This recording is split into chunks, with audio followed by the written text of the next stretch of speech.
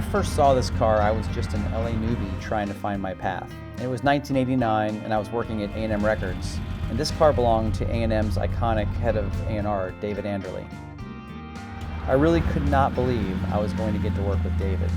He was a legend in the music business, having worked with artists such as Chris Christopherson, Rita Coolidge, over his 3-decade career. And somehow David took a liking to me and became my mentor and ultimately a great friend. He not only shaped my sense of direction in my career, but also in life. He lived life more fully than anyone I've ever known and was a true inspiration. By 1995, I was working at David's side with the likes of Soundgarden and Sheryl Crow, and it was an amazing time and occasionally surreal. One day, David walked into my office and tossed me the keys to his 911 with a huge smile on his face.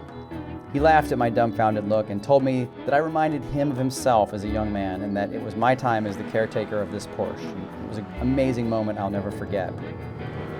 This car had changed hands only once before, and in 1970, David acquired it from Paul Rothchild, another legendary producer famous for working with The Doors, Janis Joplin, and Joni Mitchell.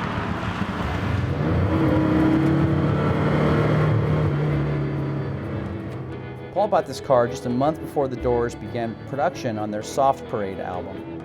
At some point in 1970, a mysterious transaction moved the Porsche from Paul's garage to David's while they were both in the midst of producing some of the biggest records in history and shaping the sounds of the late 60s pop culture. After leaving A&M, I went into business with a brilliant tech entrepreneur who also happened to be a Porsche fanatic. Troy Snyder loved the history of the car and relentlessly campaigned me so that he could restore it to its former glory. I finally relented, and that process began in 2005. A few years after completion, Troy and I decided to repay the ultimate gift and surprise David with the keys. I believe the look on his face was nearly equal to the one on mine back in the day. It's wonderful to know that David was able to enjoy the car that he dearly loved and so generously gifted to me before passing away a few years ago.